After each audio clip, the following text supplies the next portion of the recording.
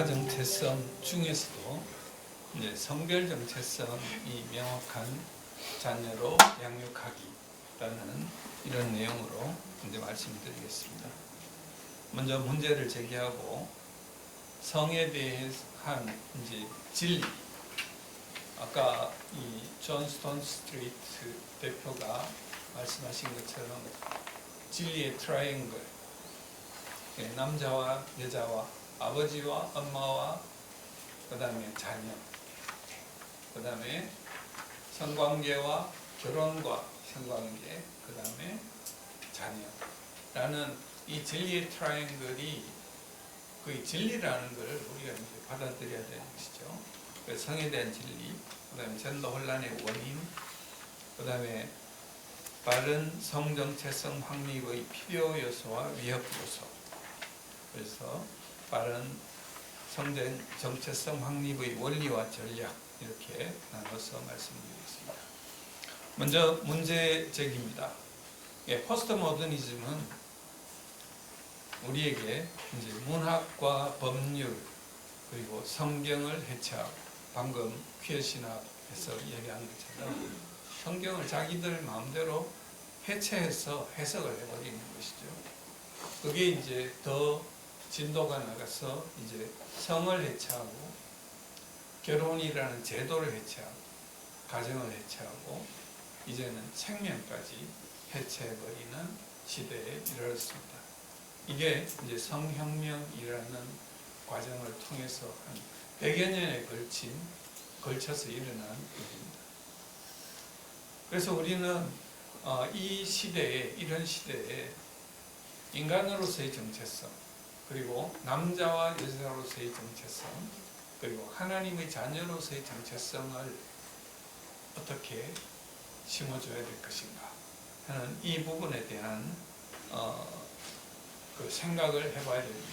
그래서 지금 이 시대의 자녀들은 이런 부분에 대해서 몹시 흔들리는 외부로부터의 정보를 받아들이고 있습니다. 그렇기 때문에 우리가 여기에 대해서 어떻게 대응할 것이냐 하는 부분들이죠.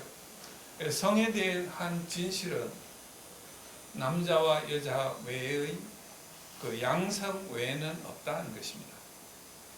그래서 이 자꾸 용어를 만들어내서 생물학적 성이 어떻고 사회문화적 젠더가 어떻고 하는 이야기를 하는데, 진실은 이 양성밖에 없다. 성의 수정의 순간에 결정되고, 그래서 XX가 만나면 여성이 되고 XY가 만나면 남성이 되는 것이다. 이 정보는 성인의 전체 몸을 구성하는 세포가 한 30조 개 된다고 합니다. 모든 세포 속에 이 정보가 각인이 되어 있다는 거죠. 그래서 젠더 확인 치료라고 하는 이 소위 이야기하는 성 전환 시술인데, 실제로는 성 전환을 못하니까 이 사람들이 이름을 붙이기를, 네가 너희 젠더를 이거라고 주장하니까 우리가 확인해 줄게. 그래서 이름이 이렇게 붙은 거예요. 젠더 확인 치료. 그 젠더 확인 치료에는 사춘기 차단제가 있습니다. 사춘기 차단제는 어떤 것이냐면 그 성호르몬이 분비되는 것을 차단하는 거예요. 이걸 어디에 쓰느냐? 성범죄자를 화학적 거세할 때 써요. 그 다음에 남성의 전립선암이 남성 호르몬 때문에 악화되니까 그때 사용합니다. 여성의 이 유방암이나 난소암이 문제가 될 때 이걸 또 사용합니다. 왜? 그 성호르몬이 분비되는 걸 차단하기 위해서. 이걸 사춘기의 아이들에게 이걸 투여를 하면 사춘기가 지나갈 때까지 이걸 계속 투여한다는 이야기거든요. 그러면 확실하게 불임이 일어납니다. 되돌릴 수 없는 불임입니다. 그 다음에 사춘기가 지나면 이제는 성을 바꾸겠다 하면 반대 성 호르몬을 투여를 합니다. 그러니까 여성에게는, 여성에서 남성으로 가려면 테스토스테론을, 남성에서 여성을 가려면 에스트로겐 투여를 하는데 평생 동안 해야 됩니다. 멈추면 되돌아갑니다. 겉모습이. 그래서 그 다음에는 거기에도 이제 그 성이 안 차니까 생식기 성형수술을 합니다. 가슴을 절제하거나 생식기를 절제하고, 그 다음에 이런 일들이 이거는 정말로 되돌아올 수 없는 걸 가는 거죠. 요 세 가지를 순서대로 하는 것을 젠더 확인 치료라고 이야기합니다.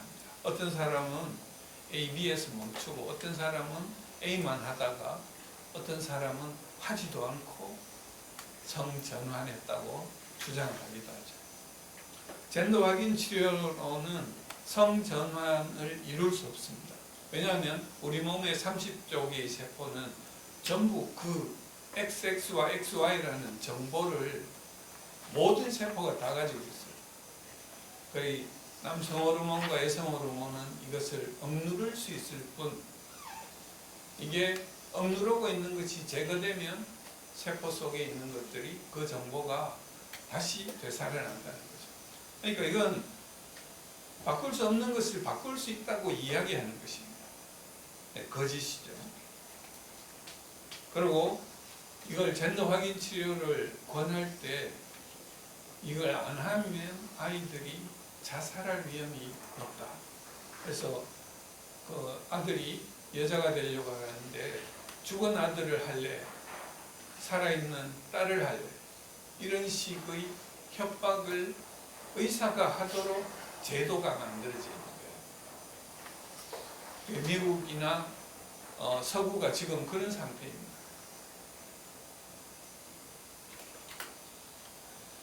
그래서 우리가 이제 성소수자를 이야기할 때 소기의 개념을, 소기라는 것은 섹슈얼 오리엔테이션은 성적 지향이라고 얘기를 하죠.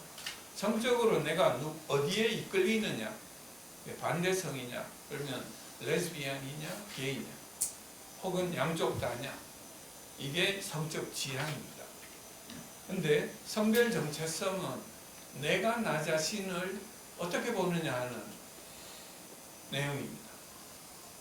그러니까 성적 지향은 어떤 행동이나 이런 겉으로 드러나는 방향성이 있는 것입니다. 그러나 젠더 아이덴티티는 그것 없이 그냥 스스로를 속이도록 만드는 그런 역할을 하는 것이죠. 그래서 여기에는 트랜스젠더, 퀴어, 퀴어라는 건 이상한 성을 자꾸 이야기하는 거죠. 그 다음에 에이젠더라는 젠더 없다는 것입니다. healthonline.com 이라는 곳에서는 현재 68종의 젠더를 제시를 하고 있습니다. 그리고 이 젠더라는 것은 자유롭게 네 마음대로 너희 젠더를 선택해 하니까 새로운 것이 지속적으로 생성되고 있습니다. 현재 통용되는 것이 한 3,000개 이상이 될 것으로 추정하고 있습니다. 그래서 이 성소수자는 성적 지향의 소수자, 그리고 젠더 아이덴티티의 소유자, 이게 두 개로 좀 분류될 수 있는데, 과거에는 성적 지향의 소수자가 가장 어떤 약자로 대우를 받았다면, 이제는 걔들보다 성별 정체성의 소수자가 훨씬 더 강력한 것이 됩니다. 왜냐하면 남자를 여자라고 믿게 할 수 있으면 어떤 거짓말이든지 다 할 수 있습니다. 정치에서도 마찬가지입니다. 그렇기 때문에 이게 이제 문제가 되는 것이죠. 젠더라는 거짓 개념을 보면, 옛날에 처음에 젠더라는 용어가 나왔을 때는 이게 섹스하고 같은 뜻이었어요. 처음에는 같은 뜻이었는데 이게 슥 바뀌기를, 생물학적인 성은 바이너리라고 그러죠. 남성과 여성, 두 개로 딱 갈라지는 것이고, 젠더는 사회문화적인 성이야. 이렇게 이야기하면서 이게 뜻이 나누어집니다. 그러다가 태어날 때 부여되는 성을 섹스라고, 그리고 바이올로지컬한 섹스라고 그러고, 젠더는 자기가 선택할 수 있는 권리가 있는, 그 섹스는 태어날 때 누가 강제로 준 거야. 젠더는 내가 이제 선택할 수 있다는 거예요. 그러니까 하나님이 우리에게 정해주신 남자와 여자라는 그 정체성을 완전하게 부인하게 만드는 그런 역할을 하게 됩니다. 그래서 이 섹스라는 것은 남성 중에서도 더 남성다운 사람이 있고 여성스러운 사람이 있잖아요. 반대로 여성 중에도 이제 남자 비슷한 말괄량이가 있고 또 아주 여성스러운 사람이 있잖아요. 그렇지만 둘 사이에는 명확한 경계가 있다는 것이 그 바이너리, 생물학적 성인데, 젠더는 인간이라는 것을 하나의 그룹으로 만들어 놓고 그 중에 더 여성스러운, 더 남성스러운 것으로 이런 스펙트럼이다라고 이야기해요. 젠더가 스펙트럼이고, 이런 용어들이 이제 자꾸 우리가 접하다가 보면 그럴 수 있는가 뭐 이런 생각을 하도록 만들게 되는 거죠. 청소년기는 이 젠더 혼란이 일어나기 굉장히 쉬운 시기. 왜냐하면 내부적으로 청소년기 자체가 흔들리는 시기죠. 그래서 질풍노도의 시대라 그러고 아노미 현상이 있다고 그러고 그러죠. 그러니까 모든 것이 기준을 잃어버리는 시대입니다. 그런 시기에 내부적으로 가정에서 흔들리는 가정과 흔들리는 부모의 역할, 이것이 이 청소년의 젠더 혼란을 촉진하는 원인이 됩니다. 외부적인 원인으로, 만일에 부모가 자기의 역할을 제대로 못했을 때 아이는 자기의 정체성을 찾기 위해서 외부로 눈을 돌리는데, 외부의 정보는 전부 편향되어 있습니다. 편향된 인문학계에서 양성이라는 그 성을 젠더라고 이야기를 하고, 젠더 스펙트럼이라는 말을 만들어내고, 출생 시에 부여된 성이라는 말을 만들어내고, 그래서 언어적으로 굉장히 이쪽으로 편향되도록 만드는 그런 역할을 하고요. 편향된 의료계는 사실 이 모든 성소수자들이 아까 이야기한 것처럼 그 뒷면에 정신질환하고 같이 일어나는 경우가 대단히 많습니다. 그런데 그 정신질환의 치료는 하지 않고 이 겉으로 드러나는 다른 걸 먼저 치료를 하다 보니까 이게 회복되기 힘든 거죠. 그래서 편향된 의료계, 그 다음에 편향된 교육계, 우리나라도 그렇잖아요. 지금 정교조를 통해 가지고 일어나고 있는데, 미국도 마찬가지입니다. 그 학교에서 그 교사 노조가 결국 좌편향됨으로써 그 좌편향된 교육의 내용이 그대로 학생들에게 전달되고 있는 것이죠. 그 다음에 편향된 언론계가 있죠. 그리고 편향된 SNS가 있습니다. 그리고 우리나라 같으면 언론 보도 준칙이라는 걸 통해서 동성애나 젠더에 대해서 나쁜 이야기를 할 수 없도록 만드는 거죠. 진실을 이야기하지 못하도록 하는 것입니다. 그 다음에 편향된 국가기관이 있습니다. 입법, 행정, 사법. 이게 국가인권위원회를 통해서, 국가인권위원회는 유엔의 사주를 받았습니다. 유엔의 인권기관에서 각국의 국가인권위원회에 이렇게 하시오라는 지령을 내립니다. 그걸 국가인권위원회가 받아서 정부 위에서 각 정부 부처들, 그리고 국회와 법원까지 거기에 대한 걸 요구를 자꾸 하게 만드는 것이죠. 그런데 이게 며칠 전에 유엔 총회에서 일어난 일입니다. 그러니까 차별 금지 사항 중에 성적 지향과 성별 정체성을 없애자라는 거에 찬반 투표가 있었는데, 얼마 전까지만 해도 반대가 훨씬 더 많은 거죠. 이걸 포함시키자는 쪽이 많았다는 것입니다. 그런데 이번에 할 때 이게 이제 뒤집어졌습니다. 그래서 이걸 없애자. 성별 정체성과 젠더 아이덴티티를 이 차별금지 조항에서 빼자라고 하는 쪽이 이제 많아졌다는 그 방향으로 이제 움직이는 그런 움직임이 발견되었습니다. 그래서 아마 이 미국이 과거에 민주당 정권일 때는 미국의 원조를 받는 나라들이 협박을 가해가지고 그 사람들의 투표, 그 나라들의 투표가 그쪽으로 편향되었던 것이 반대로 이제 되돌아온 그런 것이고, 유럽에서 의장을 맡고 있는 유럽에서 이게 받아들일 수 없다는 그런 표정을 의장이 굉장히 오랫동안 이걸 가지고 고민을 했다고 합니다.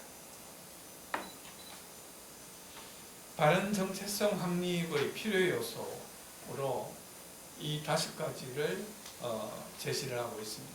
캐시 코크라는 학자는 이 안전감, 정체성, 소속감, 목적성, 역량, 이게 아이들이 자기 정체성을 제대로 확립하기 위해서 꼭 필요한 요소인데, 위에 있는 것이 먼저 나오는 것일수록 바탕, 기반이 되는 것이라는 거죠.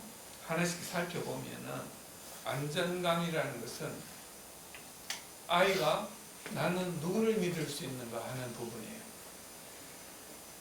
그래서 이 안전감이라는 것은 감정적으로, 사회적으로, 신체적으로 불안과 두려움이 없는 상태에 느낄 때 우리가 느끼는 감정이잖아요.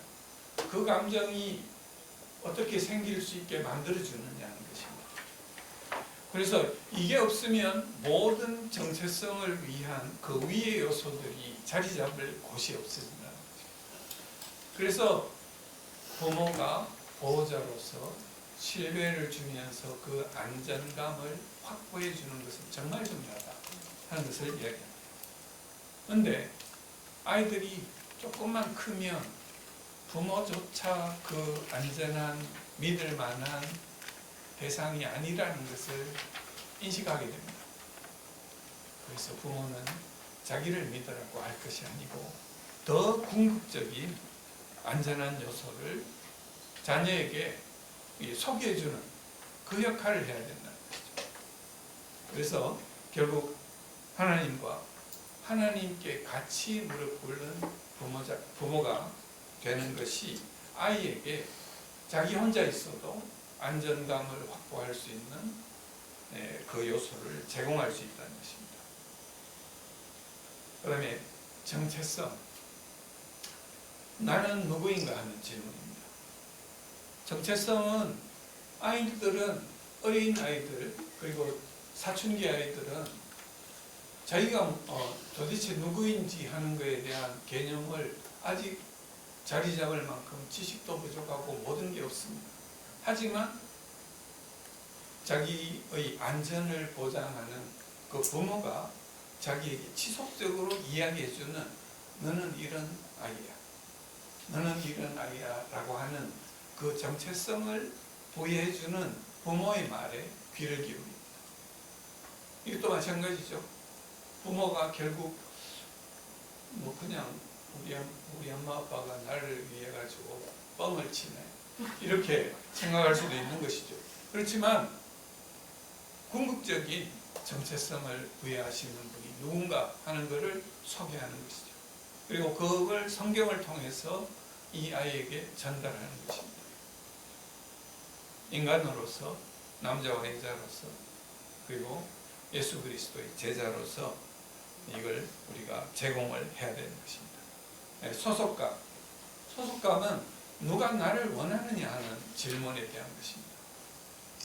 그렇기 때문에 가정은 정말 중요한 이 소속감의 원천이 됩니다. 가족과 신뢰하는 관계를 가질 수 있도록 만들어주는 것이 정말 중요합니다.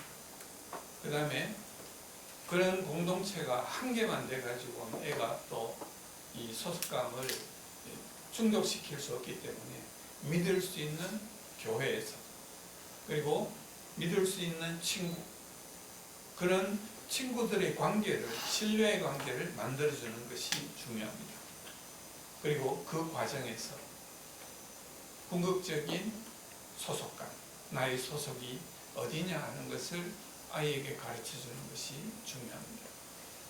결국 하나님께 속한 공예배에 참석하고 성경 공부를 하고 성경을 읽고 하나님과 직접적인 관계를 가질 수 있도록 만들어주는 것이 결국 그 소속감의 문제를 해결해 주게 됩니다. 그 다음에 목적성입니다. 목적은 나는 이 세상에 왜 살아있는가 도대체 이 문제죠. 그래서 나 피조물인 인간으로서의 목적성은 하나님과 교제하기 위해서, 하나님의 명령을 따르기 위해서, 그리고 남자와 여자로서의 목적성은 생육하고 번성하고 충만하기 위한 또 문화명령을 따르기 위해서, 그리고 남자와 여자가 하나됨으로써 가정을 이루고 그 가정이 교회처럼 이 땅 위에서 이 다음 세대를 또 양육하는 이런 가정이 되도록 하는 것, 그것이 이제 목적이라는 것을 가르쳐 줘야 됩니다. 그 다음에 피조물인 인간으로서의 목적성. 그래서 요거는 잘못 위에 있게 그냥 왔는 거 같네요. 그러니까 그리스도인으로서의 목적성은 우리에게 예수님께서 명령하신 큰 계명, 하나님을 사랑하고 이웃을 사랑하는 것, 그걸 세상에 전파하는 것, 그걸 이제 아이에게 전수해 줘야 되는 것이죠. 마지막으로는 이 과정들을 통해서 아이가 어떤 부분에 잘하는지, 어떤 능력이 있는지, 어떤 역량을 가지고 있는지를, 그 은사를 부모가 잘 발견하고 그걸 개발할 수 있도록 한 개씩 한 개씩 작은 성취를 이룰 수 있도록 훈련시키는 것입니다. 성공을 자꾸 경험하다가 보면 내가 정말 이걸 잘하고 있구나 하는 것을 아이가 깨달을 수 있게 됩니다. 그래서 정체성과 삶의 목적과 그 아래쪽에 있던 모든 것들이 자기 자신이 이걸 튼튼하게 만들 수 있는 그런 역량을 가지게 됩니다. 그런데 이 바른 정체성 확립의 위협 요소가 있습니다. 가장 큰 것이 결국 무너진 가정입니다.